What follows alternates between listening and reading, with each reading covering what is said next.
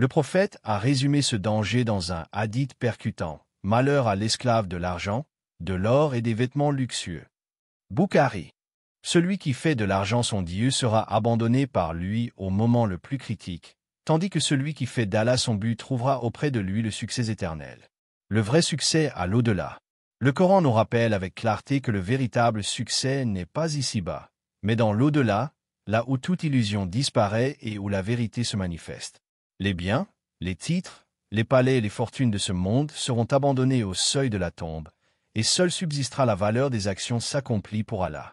Le succès ultime est défini sans ambiguïté par la parole divine. Quiconque sera sauvé du feu et introduit au paradis aura certes réussi. Et la vie présente n'est que jouissance trompeuse. Surat Al-Imran 3, 185. Ce verset trace la frontière entre le succès illusoire du dunya et la victoire éternelle de l'Akhira. Le paradis, tel que décrit dans le Coran et la Sunna, est une demeure de paix éternelle, où les souffrances et les inquiétudes n'existent plus. Allah dit, voilà le paradis qui vous a été donné en héritage pour ce que vous faisiez. Il y aura pour eux ce qu'ils voudront, et auprès de nous encore plus. Surat Kahf 50, 31-35. Des jardins verdoyants traversés par des rivières, des fruits abondants, des demeures splendides construites de perles, d'or et d'argent, et surtout une sérénité intérieure que rien ne peut troubler. Mais au-dessus de toutes ces délices, il y a le plus grand des bienfaits, la vision d'Allah. Le prophète a rapporté que les habitants du paradis jouiront de la contemplation de leur Seigneur, et qu'aucun plaisir ne sera comparable à ce moment. Allah dit, ce jour-là, il y aura des visages resplendissants, regardant leur Seigneur. Surat Al-Qiyamah 75, 22-23. Voilà le sommet du succès. Rencontrer Allah, être agréé par lui et contempler sa majesté. À l'inverse, tous les succès terrestres, même les plus éclatants, ne sont que poussière lorsqu'ils ne mènent pas à l'agrément divin. Un homme peut être puissant, célèbre, honoré par les foules. Mais si au jour du jugement il se présente sans foi et sans bonnes actions, son triomphe terrestre se transformera en échec éternel. Allah dit, le jour où ni les biens ni les enfants ne seront d'aucune utilité, sauf pour celui qui viendra à Allah avec un cœur saint.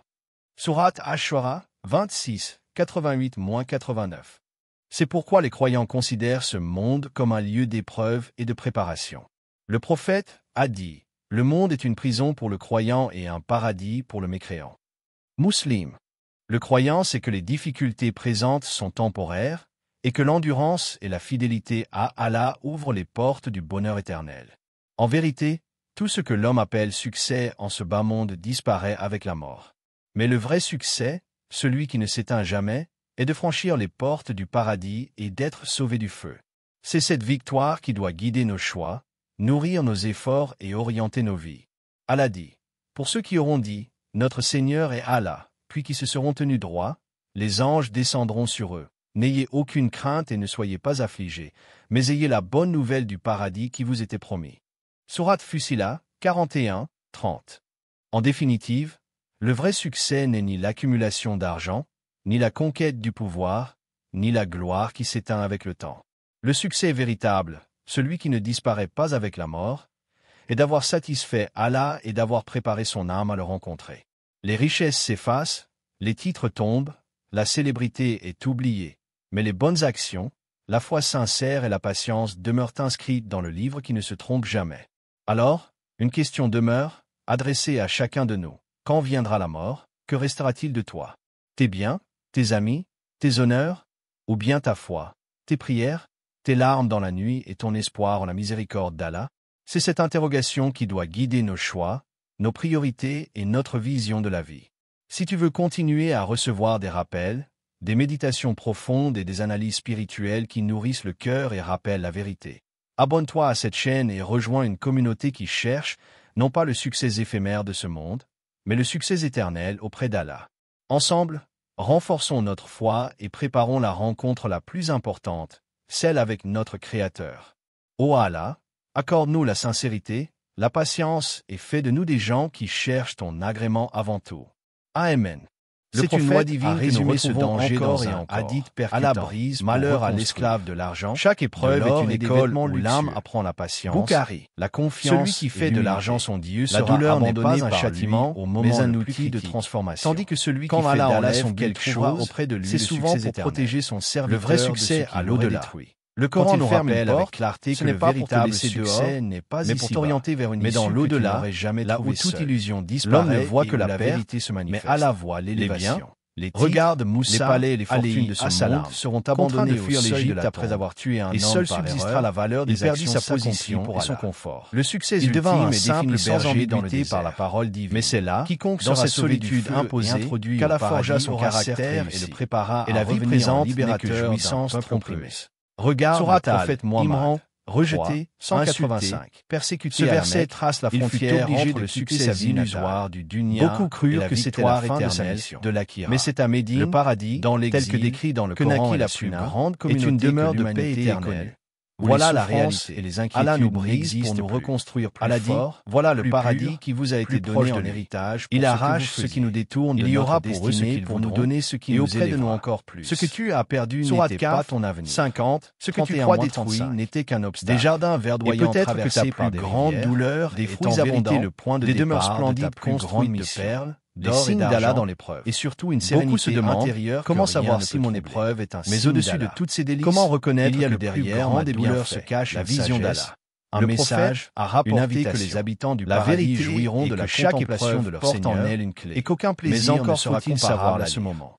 L'un des premiers signes, ce jour-là, c'est le réveil. Il y aura des visages resplendissants. Combien d'hommes et de femmes ne se rapprochent-ils pas de leur Seigneur qu'après avoir été frappés par une difficulté, 22 mois, la maladie, la perte, voilà le sommet du succès. L'échec cuisant, autant de secousses qui rappellent à l'âme sa fragilité sa majesté et l'invite à revenir vers Allah. Tous les succès terrestres, c'est déjà un plus éclatant, sans l'épreuve, ne sont que poussière lorsqu'ils ne mènent plongé dans l'agrément divin. Un homme autre signe puissant, c'est le retour vers la prière, honoré par les fous. Quand la douleur devient trop lourde, au jour du jugement, il se quand les épaules humaines et sans bonnes actions, on se tourne naturellement vers celui qui ne déçoit jamais. Combien de cœurs perdus le jour où retrouver la douceur de la ne seront d'aucune utilité de larmes. Sauf quand Allah aime un serviteur, Allah avec un cœur saint pour qu'il revienne à lui. Surat Ash-Shura, le prophète a dit, quand Allah aime un serviteur, c'est pourquoi les croyants considèrent cette épreuve n'est donc pas un lieu d'épreuve et de préparation, mais une preuve d'amour. Le prophète, c'est Allah qui t'appelle. Le monde est une prison pour le croyant et un paradis pour le mécréant. Qui te rappelle que tu n'es pas fait pour ce monde. Le croyant, c'est que les difficultés présentes sont temporaires. C'est le détachement du l'endurance et la fidélité à Allah t'arrache à une relation de bonheur éternel, à un projet qui t'éloignait de lui. Tout ce que l'homme appelle confort matériel qui devenait une disparaît avec la mort. Mais le vrai succès, mais Allah sourit ne s'éteint jamais. Et de franchir les portes du paradis, c'est souvent pour s'offrir mieux dans l'au-delà. C'est cette victoire qui doit guider ton âme avant qu'elle ne s'égare. Nourrir nos efforts et orienter nos vies. Chaque douleur est un message codé. Pour ceux qui auront dit, chaque larme, notre Seigneur est Allah. Chaque solitude seront tenus droit. Les anges descendront sur eux. N'ayez aucune crainte. Allah veut attirer ton cœur à lui. Mais ayez la bonne nouvelle que ni les hommes qui vous étaient promis, ni l'argent, ni les honneurs ne sont des refuges. Le seul refuge, c'est le vrai succès, le seul réconfort durable d'argent, c'est sa mise, la conquête du pouvoir, le seul commencement véritable, c'est celui qui l'écrit pour le succès véritable. Et tant que tu lis tes épreuves comme des signes, pas avec la mort, tu découvriras d'avoir satisfait Allah et d'avoir préparé son âme à le rencontrer. Ton commencement est caché dans ton épreuve. Les titres tombent, il est dans la sagesse divine une règle que beaucoup de bonnes actions, les commencements les sincères et la patience sont souvent cachés derrière les ténèbres qui ne se trompent jamais. Ce que tu appelles une humiliation demeure, à l'adresser à chacun de trompe-l'un quand viendra la mort. Que restera-t-il que tu considères comme une défaite, tes amis, transformer tes honneurs, victoire éclatante, ou bien ta foi. L'histoire des prophètes en tes larmes dans la plus et ton espoir en la miséricorde. Regarde le prophète. C'est cette interrogation qui doit guider nos choix. Il fut rejeté nos priorités et notre vision de la vie. Humilié, si tu veux continuer à recevoir des rappels, sa propre vie, des méditations profondes, des hommes, des analyses c'était la fin d'une qui nourrissent le cœur, la défaite d'un homme seul et brisé. Abonne-toi à cette chaîne. Allah a rejoint une communauté qui cherche là où il non pas le succès éphémère. Il allait être accueilli avec honneur, mais le succès éternel là où il fut méprisé. Ensemble, être suivis renforçons notre foi. C'est dans l'exil que son commencement la plus importante, que la communauté musulmane naquit et que l'islam devint une force. Accorde-nous la sincérité, l'humiliation de la Mecque n'était pas des gens qui cherchent le passage obligé vers la gloire de Médine. Amen. Regarde Moussa, alayhi assalam. Contraint de fuir l'Égypte après avoir tué un homme par erreur, il devint un étranger, un exilé réduit au rang de berger dans le désert. Tout semblait fini. Lui qui avait grandi au palais des pharaons était désormais seul et sans avenir. Mais c'est dans cet exil, dans cette solitude, qu'Allah l'éduqua et le prépara. Quand il revint en Égypte, ce n'était plus un fugitif, mais un prophète choisi pour libérer un peuple entier. Son commencement se cachait dans son exil. Et toi, peut-être crois-tu que ta perte, ta trahison, ton échec sont la fin de ton histoire. Mais si Allah avait décidé que c'était au contraire le point de départ, si ce que tu vis aujourd'hui, cette douleur que tu crois insurmontable, était la forge où Allah prépare ton futur rôle, ton élévation, ta renaissance, ta plus grande humiliation peut devenir la clé de ta plus grande élévation. Car Allah ne laisse jamais son serviteur s'effondrer sans raison. Il brise pour purifier, il éprouve pour grandir, il ferme pour ouvrir mieux. Derrière chaque fin apparente se cache un commencement que tu ne vois pas encore, mais qu'Allah écrit déjà pour toi. Transformer la douleur en moteur spirituel. La douleur, lorsqu'elle est vécue à travers le prisme de la foi, n'est pas une condamnation mais une forge. Chaque larme, chaque nuit d'insomnie, chaque perte insupportable devient une école où Allah façonne ton cœur. Dans l'épreuve, tu apprends ce que tu n'aurais jamais appris dans l'aisance, la patience, sabre, et la confiance absolue en Allah, tawakkul. Le sabre n'est pas une simple endurance passive, c'est une lumière intérieure qui te permet de rester debout quand tout s'effondre autour de toi. Quant au tawakkul, c'est cette force invisible qui fait que tu avances malgré ton incapacité, parce que tu sais qu'Allah tient ton avenir entre ses mains. Allah a révélé un verset qui résume toute la logique de l'épreuve. Avec la difficulté vient certes la facilité. Sourate Ash-Shar 94, 6. Ce n'est pas une promesse vague, c'est une certitude divine.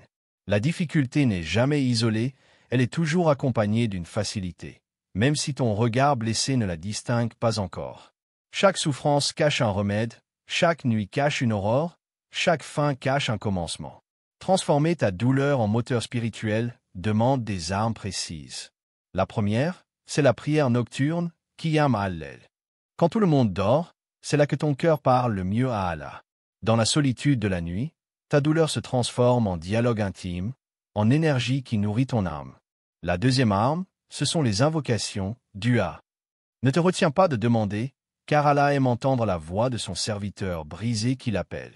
Chaque dua est un pont entre ton épreuve et ton commencement. La troisième arme, c'est le dhikr.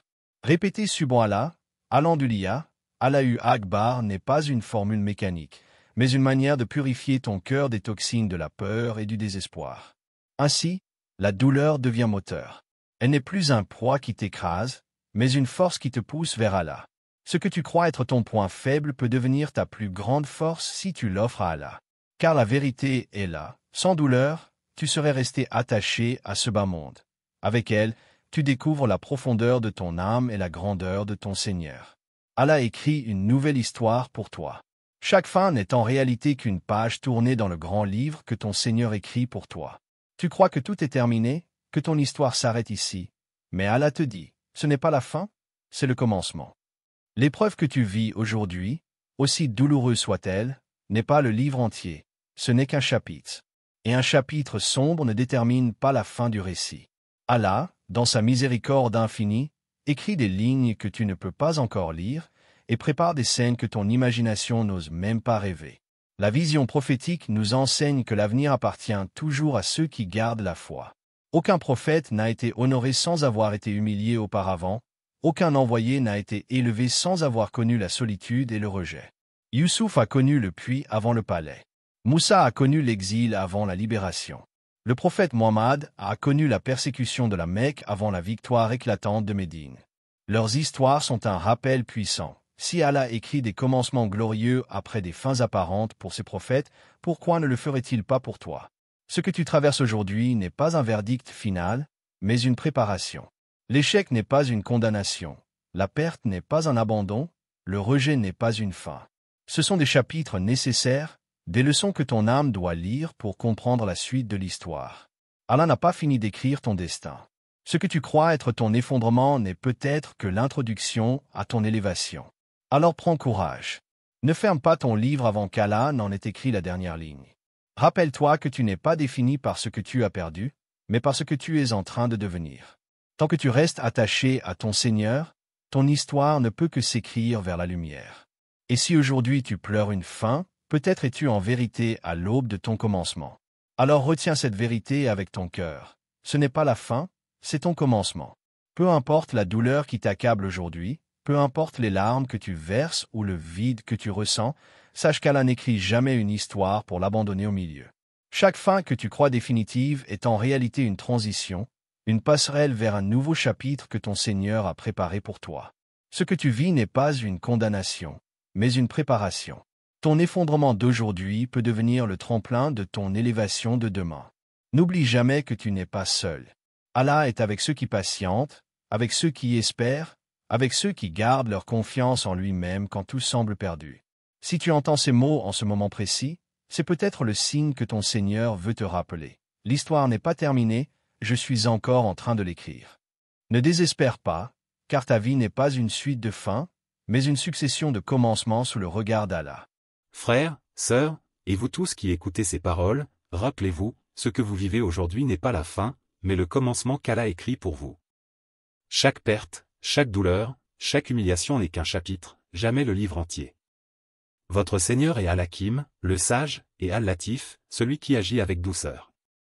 Si vous avez été brisé, c'est pour être reconstruit plus fort. Si une porte s'est fermée, c'est qu'une autre, meilleure, est déjà en préparation. Mais cette vérité doit circuler, car trop de cœurs désespérés pensent être arrivés au bout de leur histoire. C'est pourquoi je vous invite, ici et maintenant, abonnez-vous à cette chaîne, aimez cette vidéo, et partagez-la autour de vous. Chaque clic est une sadaka jariya, une œuvre continue qui peut sauver une âme de l'obscurité du désespoir. Laissez vos commentaires constructifs, vos paroles peuvent devenir un rappel puissant pour d'autres, et ensemble, nous bâtirons une communauté de foi, de soutien et d'espérance. Et terminons par une invocation commune, qu'elle s'élève comme un souffle vers le ciel. Allahumma iji al-kulunya ya bidaya jadidali kal wa el baraka. Allahumma iftak luban ali en nur, warzukna sabr wa tawakul alek, wa aji al naminut ibadika sabirin. Amen. Ô Allah, fais que chaque fin devienne pour nous un nouveau commencement de bien et de bénédiction. Ouvre nos cœurs à la lumière, accorde-nous la patience et la confiance en toi, et fais de nous tes serviteurs patients. Amen.